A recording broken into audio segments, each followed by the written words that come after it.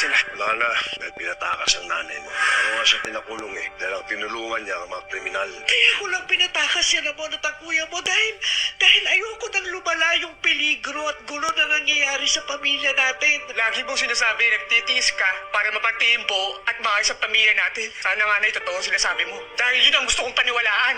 Salamat ako. Alam ko, kakampi ko si Santino na lang. Naniniwala ako na hindi totoo lahat ng paratang sa'yo. Alam ko kung gaano niya kami kamahal na pamilya niya.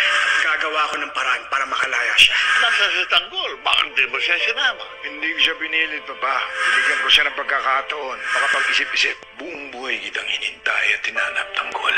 Ngayon at nakilala na kita, itatama ko lahat ng mali ko at magiging mabuting ama ako sa'yo. Hindi mo maitatanggi ang kapalaran mong itaguyod at susunod na henerasyon ng mga Montenegro.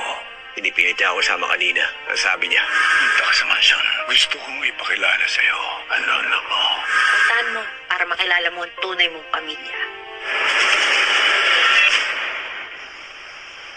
Oh, ito si Mrs. Salvador, oh.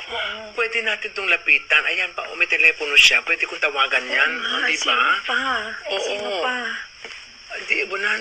Oh, Santino, buti umuwi ka.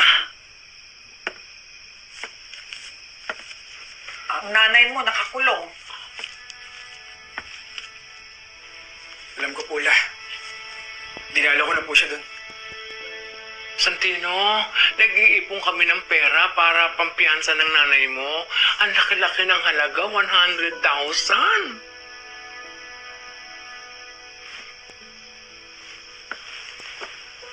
Lah, may alam po ba kayo sinasabi ni tatay? Pamilya. Oo.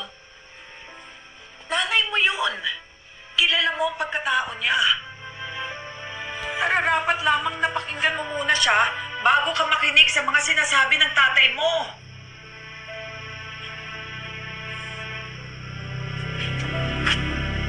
Naiintindihan ko, Pula.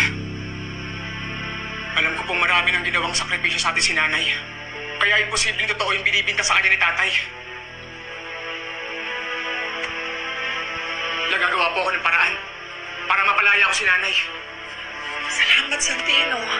Kami rin ni Roda. Gagawa rin kami